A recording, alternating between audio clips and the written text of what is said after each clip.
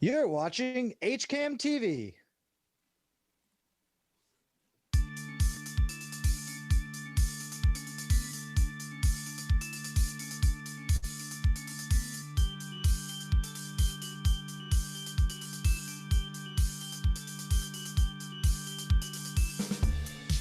Good afternoon, Hopkinton, and welcome to the Hopkinton Hangout Hour. I am your host this hour, Jim Cousins, and along with my crack tech team behind the scenes, we're bringing you this live hour of talk, all concerning Hopkinton. In the first half hour, we'll be chatting with the Mental Health Collaborative and see what they have going on and what's up with them. And in the second half hour, we'll be catching up with the Hpto, which you may know formerly as the HPTA, but they are now the Hpto, and we'll see what's happening there. On Wednesday, which is the day before Thanksgiving, and I hope everyone will be home safe, we're going to be talking all things scouting. We had recently had a guest on, and she had a really fascinating story and not enough time to say it. So we're bringing her back on Wednesday, and we're going to talk about that. So that should be a fascinating conversation. However, right now, I am bringing on Abby Rosenberg from the Mental Health Collaborative. We're going to be talking about what's happening. And by the way, if you, our viewing audience, have any questions or comments, please feel free to put them in the chat box or the comments on Facebook, or you can call us here at the studio, 435-7887, and we will include those as well. So Abby, welcome to the show. Thank you, Jim. How are you? I'm doing great. It's very nice to see you again. You too. It was funny. I was thinking how I think this is our third time around. I'm not sure, but that's what I think. Yeah. I was thinking how the first time I was so nervous, and an hour before I was thinking everything I wanted to say, and this time I'm like, oh, good. Talk with Jim. How fun. Yes, well, I'm glad to hear that. Thanks. And I was really surprised because we've made a couple videos about your organization, and you've been doing community advocacy for a long time. So I kind of thought you'd be an old hand by now, and this would be like nothing. Yeah, I don't like seeing myself live, but I'm getting more used to it. That's good. I'm glad to hear that. By the way, who is our friend here with us today? This is Brady. His name's Brady. He's a very good boy. He's my COVID comfort. Oh, that's really good. That's really good. Speaking of that, and speaking of the holidays right around the corner, are you planning anything for Thanksgiving? Just a small gathering. I'm really excited because my two boys are en route home from having done Zoom University in Denver for the last 7 weeks. So they're on their way home. Late tonight they'll be in, and we'll just enjoy having them home. I see. All right. So let's transition over to what you're doing now with the Mental Health Collaborative. And I know that Giving Tuesday is the first Tuesday after Thanksgiving. It's kind of like the I don't want to say community-oriented counterpart to Black Friday. And I'm sure that you have things going on for that, and we need to get some word out about that, and also some other projects that you're working on. So let's tackle Giving Tuesday first. Okay, Giving Tuesday, last year we had a beautiful in-person event, just thanking all of the people that had started us on our journey. And this year we are jumping into the virtual bandwagon, and we're having a virtual event on Tuesday evening, December 1st at 7:30. And we are really excited about it. We're gonna actually talk about who we are, where we're going, where we've come from. And we're going to do a little mini mental health literacy training, which is all about what we do in our educational trainings. And we just are asking people to register and join in. That's great. Now, I just showed the invite that I had seen. If people are looking for that, how do they connect with this? They can go on our website, mentalhealthcollaborative.org. I don't know the exact full link right after that. But on our website under latest news, we first have our care packages, which I can talk about in a minute. And then we have our Giving Tuesday, which if you click on that, it goes into a registration page. And then it's really just a Zoom link that we are opening it up to anyone who registers. So as long as we don't surpass 300 people, which I don't think we will. Just one of the great things about having our programming, the silver lining, I guess I should say, about COVID is that we really can reach people all over. So we're looking at doing trainings in other states and bringing our curriculum to other states. So nothing written in contract yet, but we're talking to people, and that part's really exciting for us. Now that's really interesting because I have heard about Giving Tuesday in regards to giving on Tuesday, but you actually have this event thing going on where they'll actually be able to hear you live talking about what you do. Now, I was looking at that that invite for the event. I did not see the times on that. What are the times of it? It begins at 7:30 and it goes till just about 8:30. Yeah, we want to give a little taste of what we do because, mental health is a big topic. So we're going to do a little mini training and talk about things people can do for themselves, for others, and a little bit about our approach.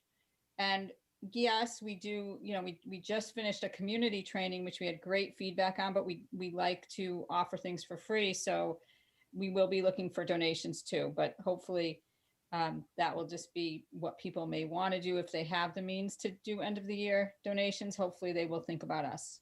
Right. Now, tell me about your organization.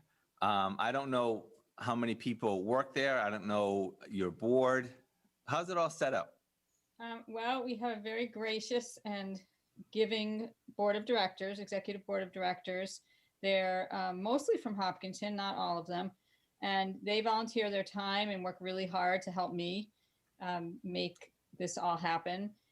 We have a trainer who is from town, Denise Hildreth, who some people may know from Hopkinton, and she's awesome. So Denise and I trained together. We just expanded and brought on a new trainer from Baltimore. And then we have a young adult advisory board, which is, they have been awesome. They do a lot of their own work separate from us, but all within the same framework. And then we also have a full-time intern who's from Hopkinton, Marissa Cardy, who has just been invaluable. And we have a ton of volunteers too. And we have a lot of people who have given us some of their time with their expertise that has really helped us too. Wow. That's a lot more than I was expecting. That's really impressive. Now, so tell me about the young adult board. The young adult advisory board, their ages 15 to 25. They are from all over, some from Hopkinton, some go to different colleges, some from other parts of the country. And they get together once a month for what they call their mental health hour.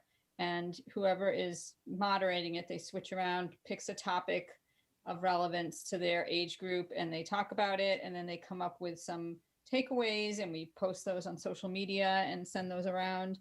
And they're really innovative and an exciting, passionate group about this stuff. They're hoping to start a chapter of Mental Health Collaborative on a couple college campuses. And yeah, there's just so many things that, so much of our education, of course, is geared to community members and parents and adults, but so much of it is all around youth and how worried we can get about youth. So the fact that we have these kids young adults who are passionate and excited about growing and learning and creating is really an exciting and integral part of this organization. Now that's so fascinating because, in our discussions and hearing about how you came to this mission and hearing about what your goals are for the MHC, I never thought of having this young adult board component of it. And it sounds really perfect. It sounds like exactly what you're doing. And I'm wondering, so they meet once a month. Are you part of that, or are they meeting on their own? And how do you interact with that group?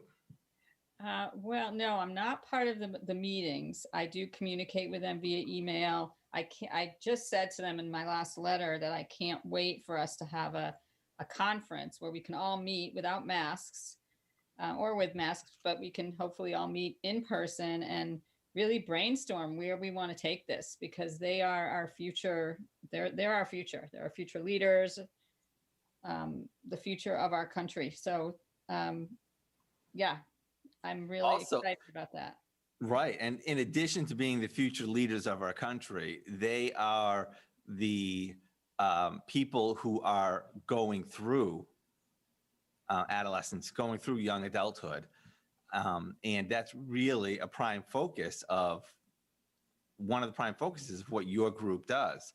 So I think it's really great because they can take what you are teaching and the knowledge that you bring, and they can translate it into a vehicle that is really easily understood and taken in by their peers.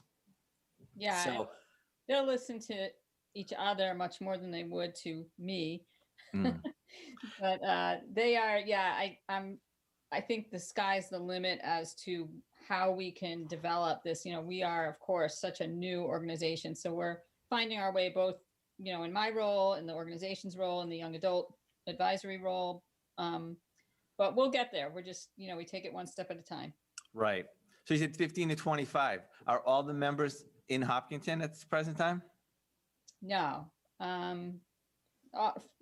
Many from Hopkinton, because of course, when I started it, I reached out to people I knew. Yep.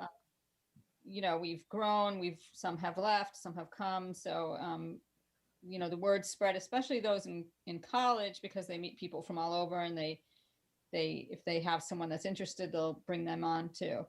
Right. Is it more when they meet monthly? Is it more that they're talking about experiences that they're going through, or is there type of, I don't know, an agenda or a lesson plan that information is disseminated there? Yeah, well, we're kind of working on two prongs with the Young Adult Advisory Board. One is that we're working on developing a mental health literacy program for young adults. So I'm getting some help from their meetings, from them, and from Marissa, who is our intern, who's majoring in psychology. So getting a lot of that is definitely one prong of what we're doing, but kind of more a bigger picture.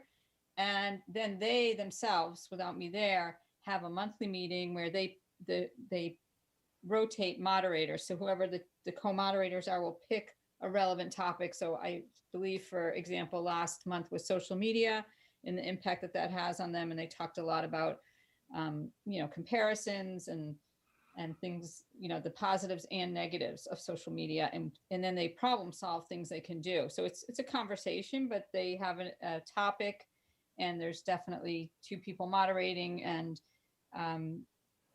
they're great. They've talked about a number of topics like that. Yeah.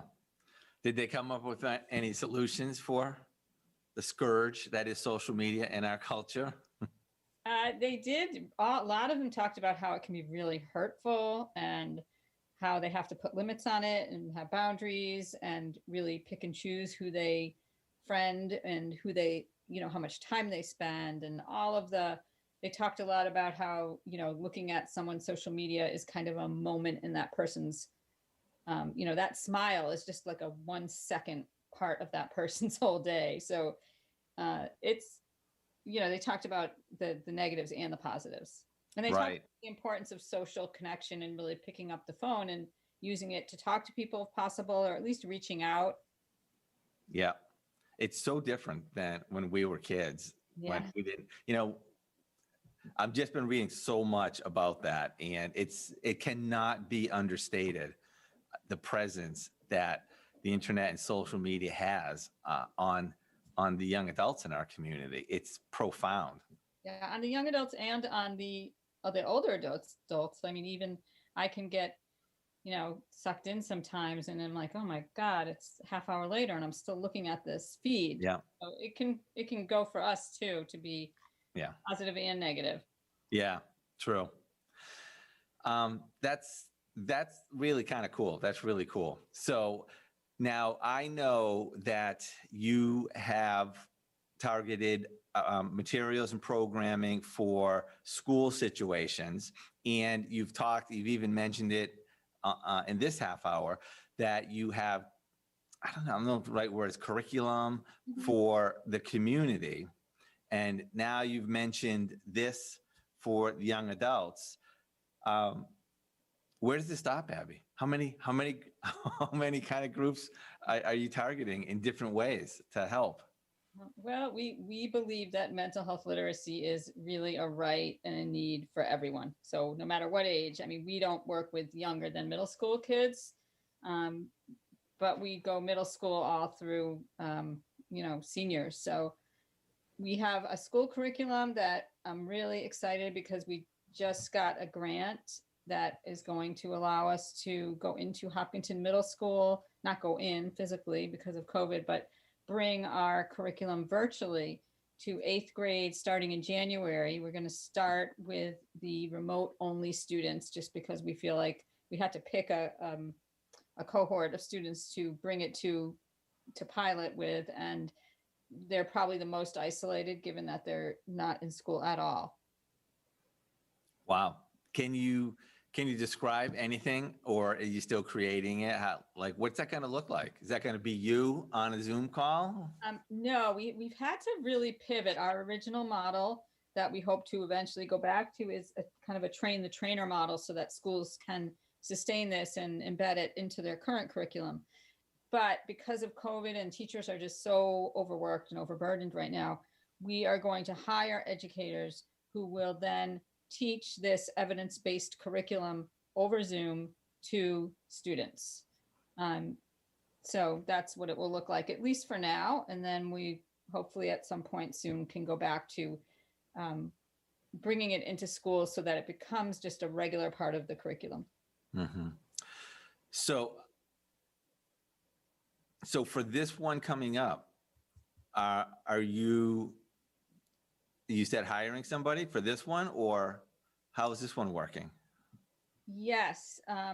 In January, Denise and I will be training a group of educators who will then take on different jobs that we get. And hopefully we will be able to raise enough money and get into other schools. And again, it can be anywhere in the country. So it doesn't have to be in Massachusetts. Of course, we're focused on Hopkinton first and then this area because we live here. But yeah, for now, that's what we'll do. And then hopefully, again, we'll be able to be in person in the next however long. So when you say educators, you mean Hopkinton Middle School educators will be bringing this curriculum to the remote students in Hopkinton, or somebody else? Yeah, not yet, because those Hopkinton teachers and any teacher working right now is just overworked and can't think about being trained in something new right now. Yeah. So understandably, of course. So we will be hiring people that are passionate about mental health, that are educators, that will be able to deliver this via Zoom, which we've developed the curriculum now. It's an evidence-based curriculum, but we've taken it and developed it virtually so that it can be delivered. The other programs that you are referring to, the mental health literacy for young adults or for community members, those are programs that we developed ourselves, Mental Health Collaborative, based on this evidence-based program. So we took this curriculum that we give to students and adapted it for other community members. Okay. By the way, we got a comment online from Heather who says, great work that you are doing in our community. So I just want to pass that along. Thank you. So you're talking to middle school students with this curriculum. Did you have to put it through a middle school mindset filter? Did you have to organize a certain way to make it accessible to middle schoolers? Just the virtual part, which wasn't that hard. This is an already very, very well studied and researched program out of Canada, and it's been utilized. This particular curriculum I was trained in, Denise was trained in, our new trainer has been trained in, is a curriculum that's been utilized in over 20 countries, just not very much in the United States. And that's important. We need to catch up in teaching this stuff. Yes, I agree with that. Now, this started, if people have seen our previous episodes or conversations or perhaps read your story, we know how this started. This started by a former patient of yours with a bequest, and you putting this together as kind of a way to really support what that person kind of received. And so that was how you get started. And now there are a lot more people involved. And I heard you said some are volunteers and some are paid. Where are you getting funding from after this initial startup had happened? I've been applying for a lot of grants. Some I get, some I don't. I'm just going to keep on going. You know, there's only so much time in a day, but I'll apply for as many grants as I can that align with our goals. And we're hoping that people that have means, that individual donors or foundations that have the means will support us. And that's part of why I want to get the word out.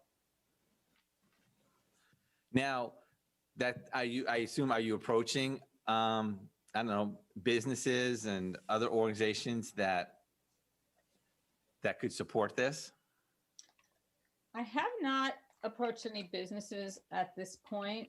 Like I said, we did just get a nice grant that's going to help us bring it into the schools.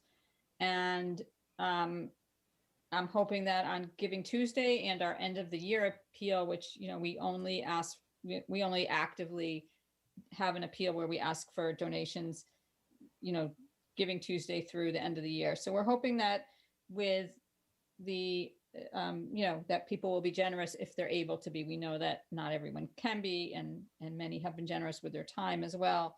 Another fundraiser we're doing is, I'm really, really excited about. It's the self-care packages, which is also on our website. And it was not my idea, but the person whose idea it was had a great idea, which, you know, we're all talking about how important self-care is right now. And this is just an unbelievable way to show gratitude toward people in your lives, and at the same time, bring a smile and some cheer to them. So it's called the self-care packages, and we customize them. So you can order one online, and you actually specify, you know, how old the person is, what gender, et cetera, where they live, and what likes or dislikes they might have. And I have to tell you, I'm so excited about this. So my board, I was in the middle of a board meeting, and my husband walks in and says, "Oh, this just got delivered." So my board sent me one. It says, "Be kind to yourself" on the sticker. It's in this nice little box, and it comes with this card that says, "Join us in our mission." And, you know, they wrote a personalized note on it to me, which was what we do. And yeah, see, you got this. Yeah. And it came with all of this exciting stuff. So I got like this beautifully handmade bracelet by actually a local artisan in town. It's beautiful. Yeah. And I got these beautiful watercolor notes from another artist in Hopkinton that donated. So these people donated this, and it's awesome. I got honey from a local honey maker, some tea, Nice. some beautiful handmade soap. I think I actually got chocolate that I ate, but it was just like, what a nice surprise. So this is something that is really good to do for someone that you care about, but it's really good for you too, because someone said to me, you know, I have trouble expressing how much people mean to me sometimes. Like that doesn't just come easy to me. And so this is a way to do that. You know, you write something from yourself to this person, that is a way of really showing gratitude for them. And not only does it make them feel so good, but it makes you feel really good for being able to do it. So I love the idea. We have had 3 companies did donate to the efforts that we're having. Phipps right here in Hopkinton, Winthrop Wealth Management, and Archambault Construction. I hope I'm pronouncing that correctly. Those 3 companies. So when you asked, did I reach out to companies? We did reach out for some sponsors, and we got 3 people who did donate. That goes towards some of the stuff that's in the care packages.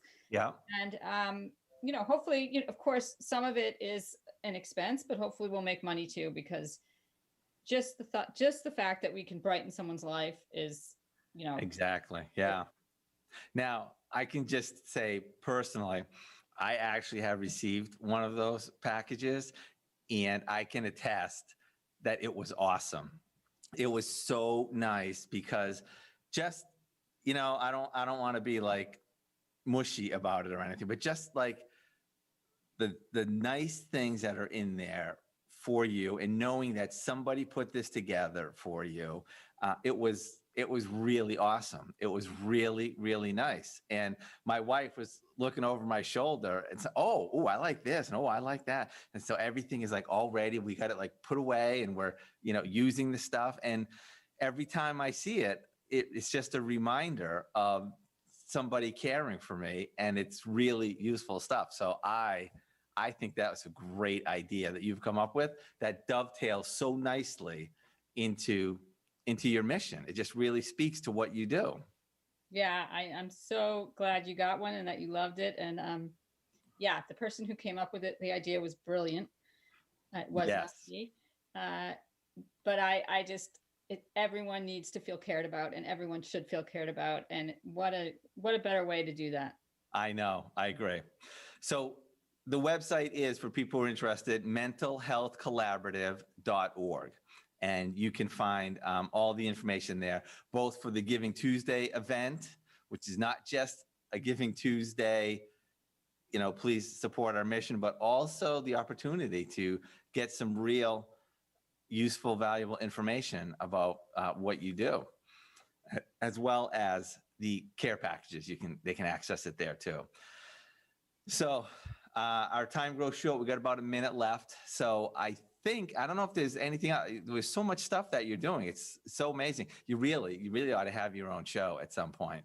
And like it would just be great to hear about, what the young adults are doing, and hear about what the educators are doing in the schools and what you're doing in the community. It's, just keeping the conversation going, I think, is so important to raising awareness. Yeah, that's what we're all about. Just having those conversations. So it'll be the Jim and Abby show. Hey, you know what? I'm available. I'm available. You know that. I think this is such a great idea. Okay, we'll work on it. But in the meantime, have a great, great holiday. Stay safe. And thank you for all that you do in the community. You are appreciated. Well, thank you. Thank you, Abby. It's great to see you, and I look forward to seeing you very soon. I hope you can come to Giving Tuesday. I'm going to put it on my calendar. Okay. Thank you so much for having me. Okay. Bye. Bye-bye. All right. So that is one of the many great organizations that is in our community that is working, as I always say, to help make Hopkinton the great place that it is. We have so many, however you want to say it, blessings or attributes or, positivities going on. It's just a really wonderful, caring community on very many levels. And I think that mental health is supremely important. In our culture, in our community, there are supports, but mental health, mental health is so critical for your self-esteem, for your confidence, and for your quality of life. So I really applaud the work that Abby is doing.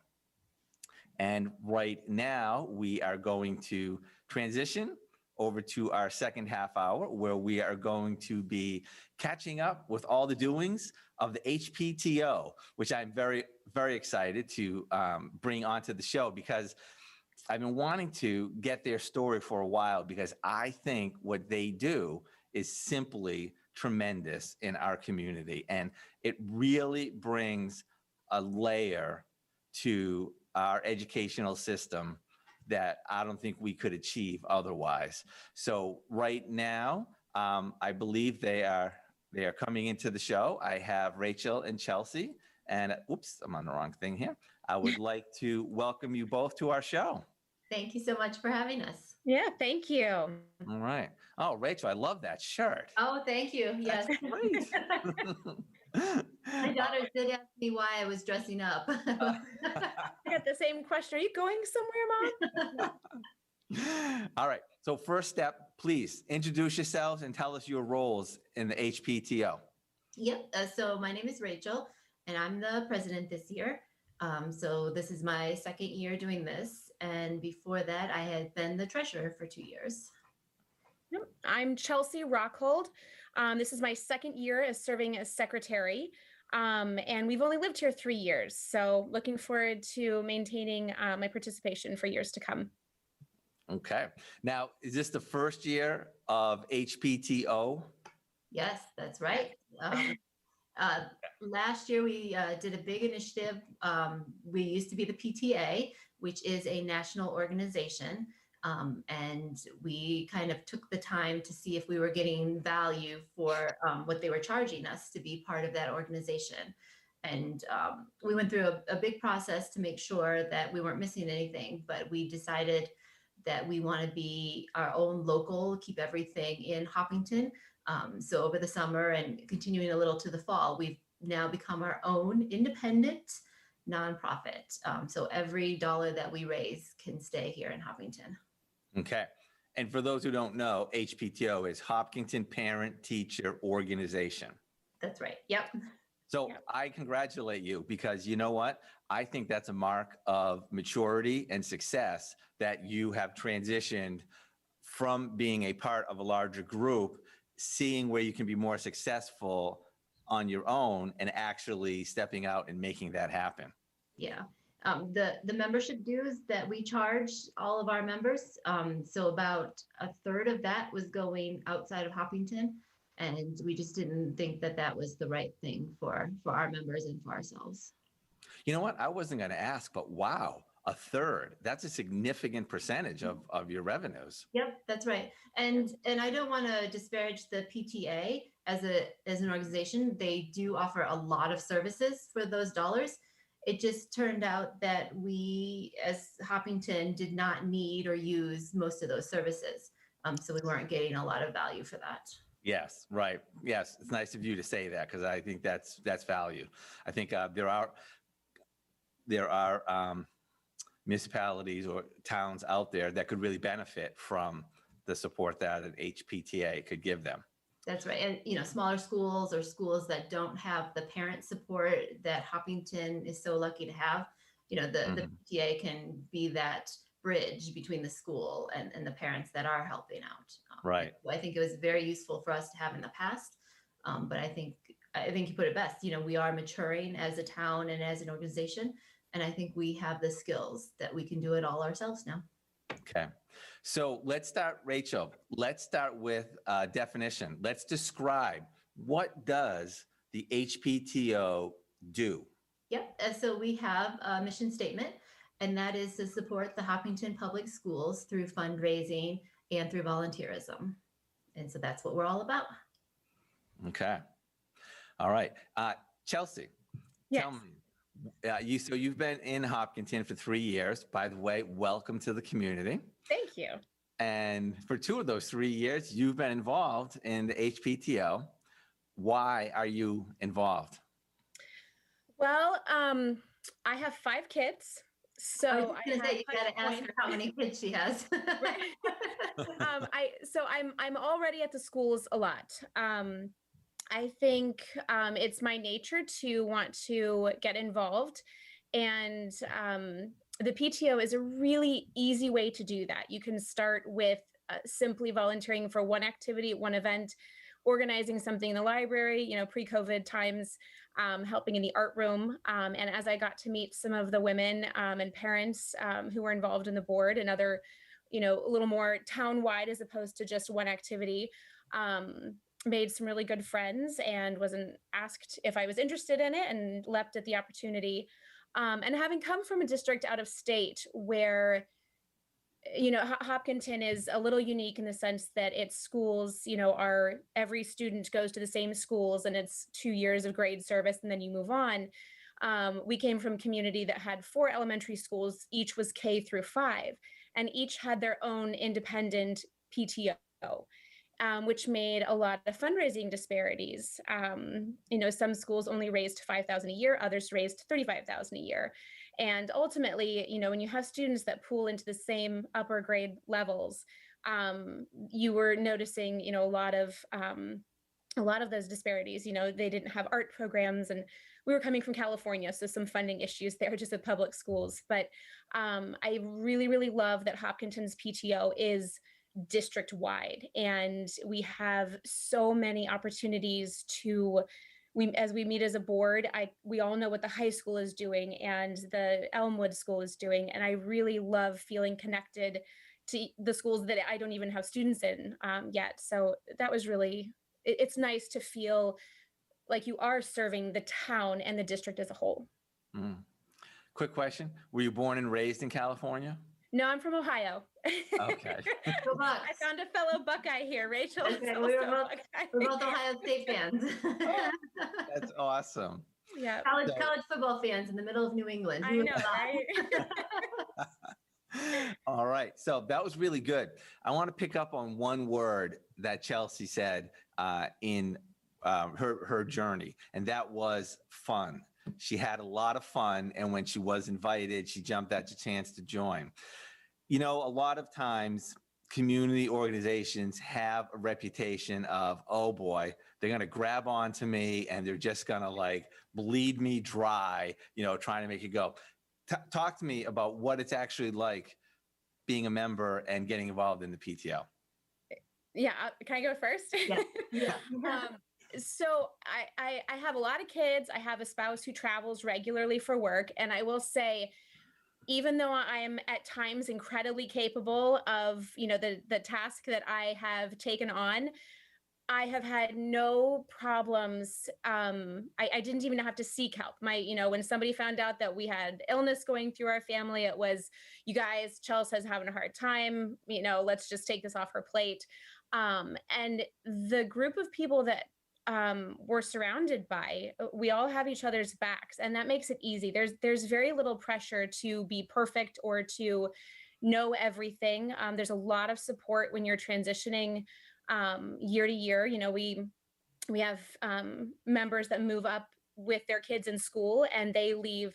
We have an entire Google Drive full of notes that you're kind of walked through. I mean, you inherit this knowledge, and there are board members who have taught in Hopkinton and then started their families here and were on center school boards, and then they have been on the president and the secretary, and they've done all of these roles, and they're just an immense resource. And so you have new families with young children who are on the board and volunteering for events, and it is fun. It's work, but it's fun. You get to hang out and do stuff, and maybe things that you might not have done. And for a lot of parents, having that kind of little toe into their students' life, whether you're, volunteering for book fair sales or helping out with the pumpkin prom, it's nice to kind of get that peek into it, and to have, your kids are proud that you're there. And we do have a lot of opportunities as well. If you can't be there physically, there's a lot of behind the scenes stuff that has to happen for almost all of our events, that we are always looking for people that, if you can't show up physically for that evening hour or whatever, that there's always opportunities. And it is a lot of fun. It's what you make of it. And I think the people that get involved and stay involved, they do make it fun. Yeah, okay. Absolutely. I'll just echo that, it's the people that definitely make this fun.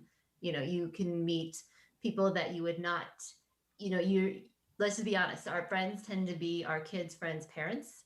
And sometimes it's hard to meet people of different grade levels, different that are not your kids' friends. And this has just been one way to increase my circle of friends throughout Hopkinton. And I'm really thankful for that. Yeah. Wow, that was a very impressive encapsulation of that. Rachel, I'm wondering, I don't know if you had mentioned it. I know this is your second year as president. How long have you been involved in Hpto? Yep. So this is my 4th year total. And so I have a 3rd grader and a kindergartner. So as soon as my first was in kindergarten, I decided it was the time to get involved. Okay. That's great. Now, I'd like to talk a little bit about the structure and who's involved and stuff, but I just don't want to wait. Let's talk about some of the stuff that you've done. You've mentioned you help with providing support for programs in the school. You talk about volunteerism. Let's talk about some examples, some of your favorite things that you like to do, or some of the things that your organization is able to do for our students. Yeah, I mean, it's where we're living in 2 different worlds. Pre-COVID, there were a lot more opportunities. Everything from the carnival, which I know is just so popular, to pumpkin prom, to the mother-son, movie events, the holiday home tour, all of the extracurriculars, which a lot of our instructors and our extracurricular coordinators at each elementary site have done an immense amount of work to turn as many as possible virtual. I know that when I found out what extracurriculars were after moving here, I'm like, heck, my kids get to stay at school and go play dodgeball. And it's like $85 for 8 weeks if I pay the membership fee. Like, heck yeah, sign me up. I know those are incredibly popular. I mean, we have a neighborhood moms chat text where everyone's like, all right, extracurriculars go live in 5 minutes. Are you ready and logged on? I know that those are really popular. And then some of the things that the families may not know about is all the enrichment activities that usually take place at each school. And there's some regular ones that come through each year that, I mean, gosh, Rachel, we've been doing for a decade, or longer. And since you've been here longer, if you wanted to fill in any. Yeah, I want to highlight some things that maybe some people don't know about, and that's how we support our high school. And again, I'll talk about regular time since this is such an extraordinary time. But at the high school level, we're still very active, and not a lot of people know that. So the funds that we give back to the high school tend to go to their clubs. So the art club, the chess club, the robotics club, all of them put proposals to our VPs at our high school level, and they get the funding that way. And so that, something that as my oldest is a 3rd grader, I didn't know about, and I really enjoy hearing about that. And what would you say, what do they typically do? For example, are you buying chess boards? Are you paying for entry fees for tournaments? What kind of things are you supporting in the clubs? Yeah, mostly entry fees. For all the things, like for English, they do some creative writing, and we will pay for those to be able to be entered into some programs. So probably more entry fee than physical activities, but again, those clubs, and we work with the principal and the club heads, and they go through our high school VPs, and then they can ask for anything. Okay. There is a lot of things that you mentioned, different programs and stuff. It was dodgeball, I think you said, right? It's a favorite of my kids. Yeah, and the carnival, which for the longest time, if you found Hopkinton High School on Google Maps, there was the carnival in the parking lot. Oh my gosh, that was so funny. The holiday house tour. So speak to me about the holiday house tour. What does it look like? And I know like this year is totally different. I am so excited that we have vaccines on the horizon. I really am looking forward to getting past this crazy phase. But like, what's the holiday house tour like, and why do you do it? So it is it's actually probably my favorite activity fundraiser that we put on. So it's anywhere from 5 to 10 houses that's in town. And these are very gracious homeowners that decorate for the holidays and allow our members and vendors to set up in their house. And we give you a ticket, and then you can go around all of Hopkinton and tour the inside of these houses. And there's vendors set up with various wares, a lot of free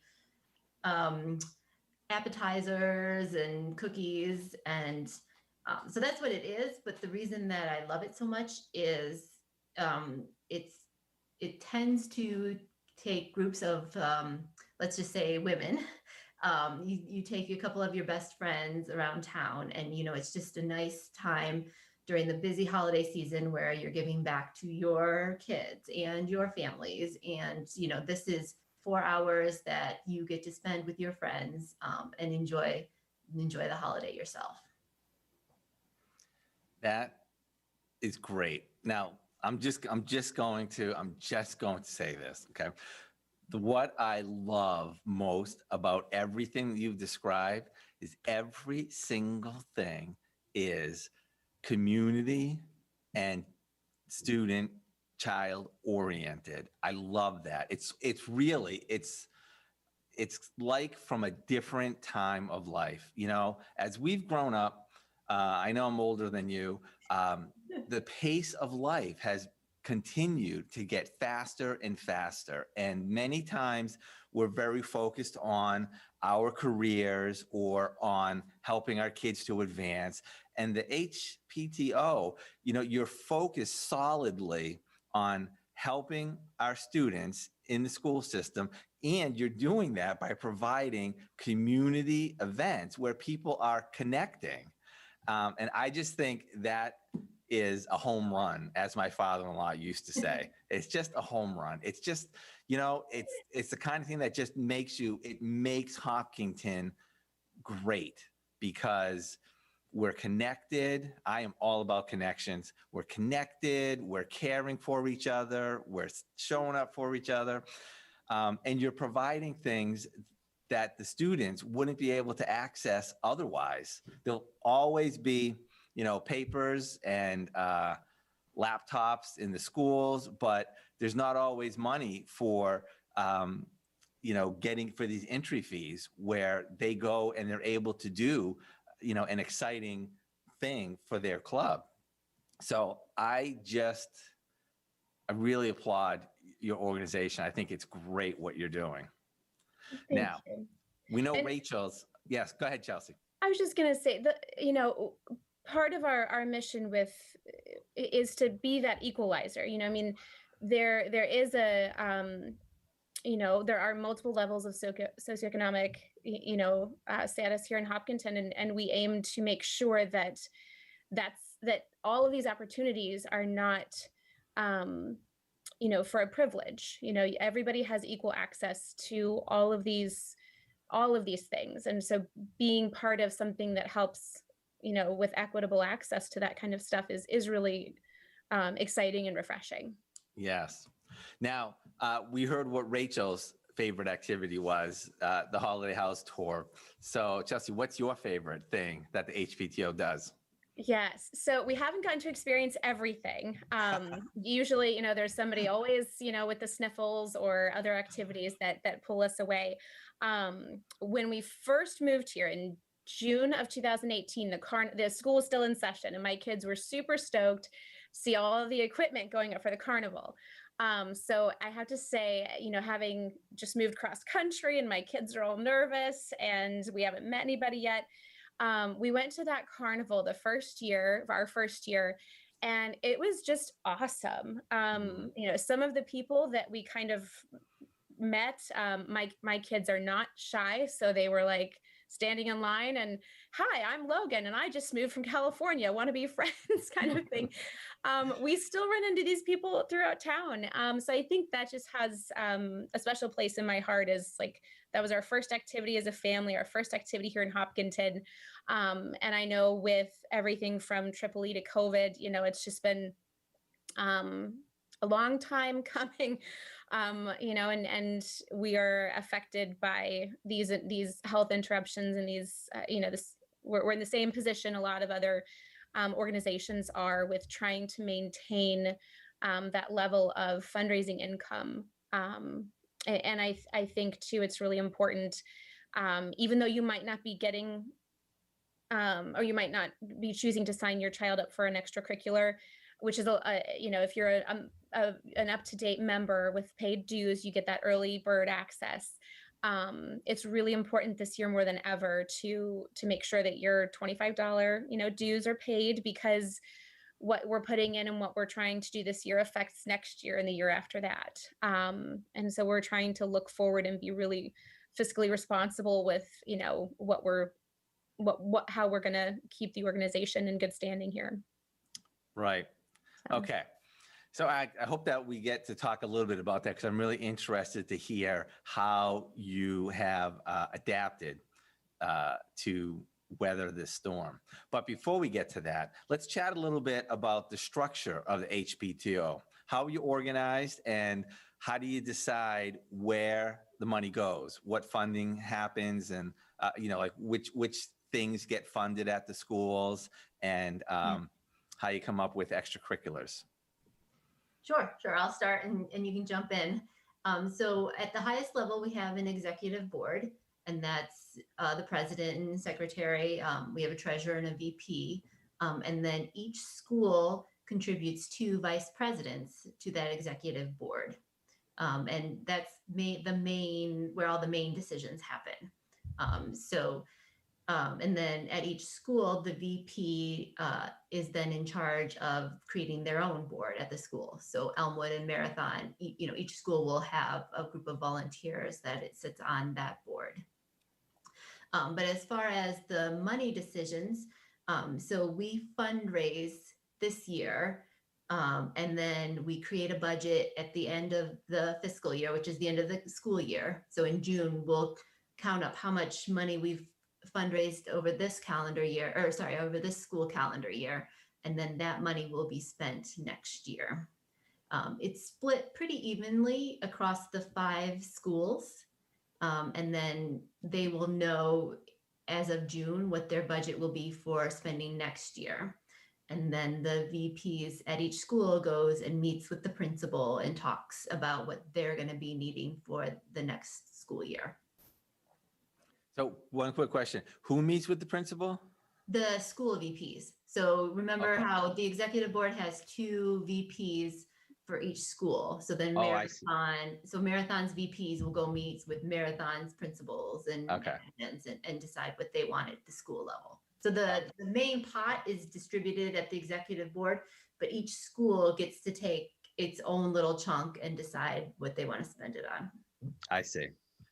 I just want to make a comment. I think that is such a wise way of doing that, where you fundraise and get your money and then you spend it, rather than making a budget and trying to fundraise to fill it. It's so much less stressful. Yeah, absolutely. And it is in our mission statement that every dollar that we fundraise this year is spent the following year. So I just want to make it clear that we are not sitting on a pot of money in a bank account. We save it for a year and then we spend it. Right. Now, the VPs and the principal, those are the people who decide what gets funded with the money? Yeah, that's right. Okay. Did they vote? Well, during normal times, we kind of have parameters of how it has always been spent. And we don't say that it has to be that way, but, BugWorks comes to Marathon every year. And so I think there would have to, something like a pandemic stops that. But during normal times, they kind of slot that back in because it's a big. Right. Yeah. Are there ever situations where a school doesn't allocate all the money for that year, or is it always used up every year? Well, so last year would be a case where it was not. So, a lot of programming was put in place for April and May, and that budget was set. So we did end up last year not spending all of that. So then in June, that goes back into our pot, added to the fundraising total, and then spent the following year. Okay. I would like to mention at this point that anybody who is getting caught up in the excitement and would like to see their website and learn about them, it's hptoonline.org, right? No, it's com. .com. Sorry. I typed in .org the first time and got the wrong place. hptoonline.com. That's right. Yeah. Okay. All right. Now, so that's the structure of the board, and then the vice presidents for each town, for each school. What is the process for talking about what fundraisers you want to do or what extracurricular activities you want to do? And by the way, is every extracurricular activity a fundraiser? Yes, that's right. Okay. Every extracurricular is a fundraiser. Yep. Okay. And how do you decide upon your slate of activities for a year? So in normal times, sorry to keep saying this, but we have, like the rest of the Hopkinton schools, we have space constraints. So as Chelsea said, extracurriculars would normally just stay after school, and we use the school buildings to hold those classes. But we aren't the only ones who want the school buildings after school. You know, there's the other, the Kidsborough and the YMCA, and, you know, other people. So each school kind of goes around and says which spots that we have. And then there is an extracurricular coordinator at each school that will then solicit bids for classes to come in. And it's just the process. There's usually more than what we have space for, unfortunately. So we, you know, the popular ones from last year get priority. And Okay. So somebody has seen this show. Somebody has looked at some of your stuff on your website. They're interested in becoming involved. They're concerned about maybe getting overcommitted or something like that. Like how do you talk to that person? How do you describe what the opportunities that are available that they can take advantage of? Yeah, I always kind of plug it as, you don't have to do this alone. Like find a friend, or maybe two people have reached out to us and been like, maybe we're a little interested, but I'm too busy right now. Just keep me in the loop for what happens. I'm a big proponent of co-volunteering to get your feet wet. It's a really great way to, again, meet someone or get closer with somebody that you already know. And then you can kind of play off each other's strengths. You know, if one person's up until 2 a.m, they can send all the emails and do all the spreadsheets, if that's, you know, part of the job. And then if somebody else, you know, has the availability to go out and shop for something, or, you know, there's always something to do. There really is. I mean, you know, I'm an executive board member, I'm the secretary, and I would say, I mean, even in a busy month, maybe 6 to 8 hours per month. And that's kind of a generous, you know, if that's just people, you know, who get locked out of their email accounts and I need my password reset or things like that. Right. That's but there's always something. And there's, if you recognize a need, or if you have an idea, like that's kind of the best, you know, thing. I remember in the spring, there was an initiative for hand sanitizer. Right. And it was kind of, it went through on social media, and it was like, hey, this is a great opportunity for the PTO. Like we have networks, and we are the bridge between the parents and the schools, and this is the perfect opportunity. But to those people maybe thinking that, you know, how do I get involved?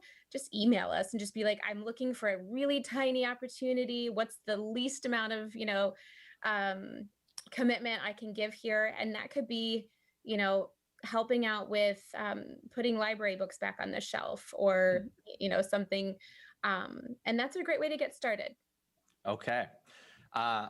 Thank you so much for taking this time to share what your great organization does. And I look forward to having more conversations with what you're doing, and keeping in touch. Yeah, can I do one final plug? We do have one fundraiser that is going till November 30th. It's our Meadow Farms Best of the Season.